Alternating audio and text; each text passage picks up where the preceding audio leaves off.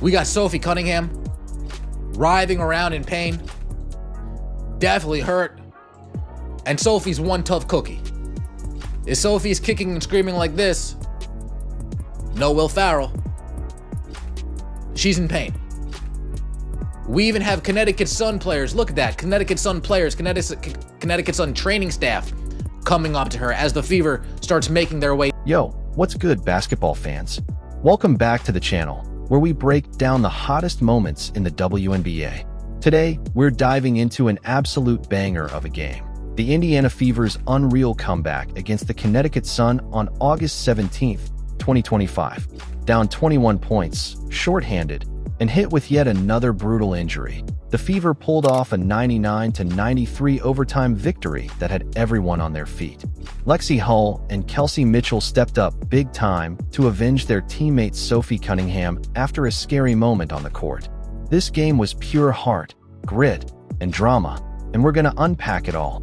So grab your snacks, hit that like button, and let's get into it. Let's set the stage. The Indiana Fever came into this game at Mohegan Sun Arena with a 19-16 record, fighting to stay in playoff contention. But they were already banged up. Caitlin Clark, their star rookie, was sidelined with a right groin injury. Ari McDonald and Sydney Colson were out for the season with a broken foot and a torn ACL, respectively. The Fever were running on fumes, relying heavily on their remaining guards, Kelsey Mitchell, Sophie Cunningham, and Lexie Hull, to carry the load. After Phoenix, it was a quick turnaround to figure out, how we're going to play without, Ari and Sid. And now we got to figure out how we're going to play without Soph. And we've got to figure out, who can play in certain roles. What are our substitution patterns going to be? What kind of wrinkles can we throw out there? It doesn't get easier. And I think we come back and have Minnesota twice. Right, so it's really good mentally, physically, and emotionally for us, and then it gives us practice time, which we're going to need. The Connecticut Sun, despite their 6-27 record, weren't about to roll over. With players like Marina Mabrey and Tina Charles, they had the firepower to make things tough. Early on, it looked like the Sun were going to steamroll Indiana. The Fever started flat, turning the ball over 8 times in the first quarter alone and shooting just 5 field goals. They trailed 11-4 early, and by the third quarter, the Sun had stretched their lead to a daunting 54-33. Things were looking grim. But if you followed the Fever this season, you know this team doesn't quit. Even with their backs against the wall, they've got that dog in them. And then, the game took a heartbreaking turn. Early in the second quarter, the Fever took a gut punch that could have broken their spirit. Sophie Cunningham, the team's enforcer and a fan favorite for her grit and hustle, went down hard. Sun guard Bria Hartley was driving to the lane and attempted a pass to the corner. As she fell, Hartley crashed into Cunningham's right leg under the basket. Sophie immediately collapsed, clutching her knee and screaming in pain. The arena went silent as trainers rushed to her side, and her teammates, including Lexie Hull and coach Stephanie White, sprinted over to check on her. Marina Mabrey, now with the Sun but a former teammate of Cunningham's, even held a towel to shield her from the crowd. Cunningham couldn't put weight on her leg and had to be helped to the locker room. The Fever later confirmed it was a right knee injury, ruling her out for the game. No update was available post-game, but Coach White said Cunningham would undergo an MRI the next day.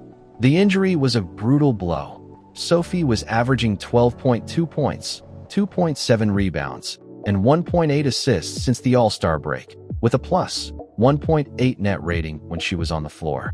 Losing her, especially with Clark, McDonald, and Colson already out, felt like a knockout punch.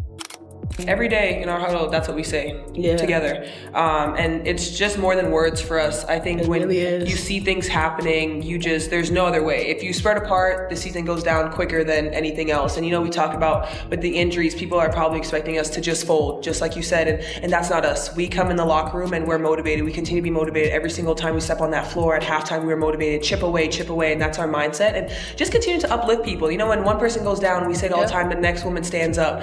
And that's really just been our motto and been what we've had to do a lot this season, and that's what we're just going to continue. Man, seeing Sophie go down like that, it's heartbreaking. She's been the glue for this team, stepping up as a playmaker and defender, even playing out of position to keep the Fever alive. Her sister even took to social media, calling out the refs for not protecting players enough. But here's where this game gets crazy. Instead of folding, the Fever used that moment to fuel a comeback for the ages. And leading the charge? Kelsey Mitchell and Lexie Hull. Kelsey Mitchell was an absolute beast in this game. She finished with a career-high-tying 38 points, 34 of which came after halftime. That's right, 34 points in the second half and overtime. She shot 11 of 22 from the field, hit 5 three-pointers, and went a perfect 11 from the free throw line. This wasn't just a scoring outburst. It was a masterclass in leadership and clutch play. Down 74-60 with 6:25 left in the fourth, Mitchell sparked the comeback with a deep three that cut the lead to 10. She kept the pressure on, answering a wild circus three from Marina Mabrey with a three-point play to tie the game at 82 with just 44.7 seconds left in regulation.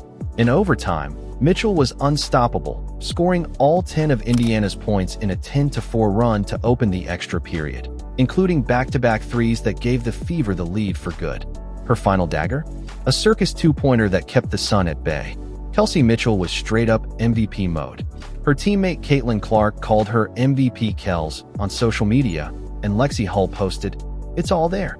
This was the biggest comeback in Fever franchise history, and Mitchell was the engine. She didn't just score, she made plays, dished out 6 assists, and grabbed 2 steals. When Sophie went down, you could see it lit a fire under her. She wasn't about to let her team lose this one. Second half, you get 34 of your points just more. Damn! The last after halftime, what took over you? How did you get it done on the floor? I think it was more about what we did from a standpoint of like the mindset and the mentality from half to half. It sucked for me first half. It just wasn't, and I think that, it wasn't as well for our group, but the resiliency is true in our room. While Mitchell was the headliner, Lexie Hull was the unsung hero. With Cunningham out and the guard rotation razor thin, Hull stepped up in a big way. She finished with a critical corner three with 44.9 seconds left in overtime, pushing the Fever's lead to 97-90 and essentially sealing the game. That shot was a dagger, and the Mohegan Sun Arena crowd knew it. Hull's impact went beyond that one shot.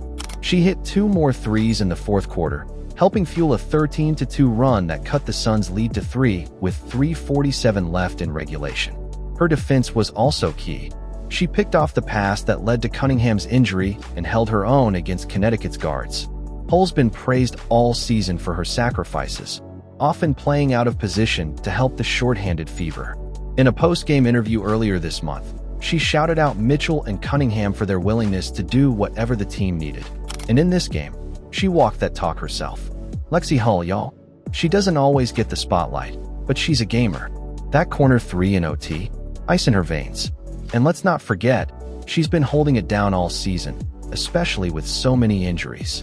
She and Sophie have been rocking matching outfits and bringing that team chemistry. But on the court, Hull's hustle and clutch shooting were huge in this win. It wasn't just Mitchell and Hull. Odyssey Sims was a spark plug off the bench, dropping 19 points and 7 assists, including back-to-back layups to open the game. Natasha Howard added 18 points, and Aaliyah Boston was a force in the paint with 14 points, 13 rebounds, 5 assists, 2 steals, and 2 blocks. Boston's short jumper late in regulation forced overtime, keeping the Fever alive. The Fever are in a dogfight for the playoffs, but if this game showed us anything, it's that they've got the heart to compete with anyone. Keep an eye on Kelsey Mitchell.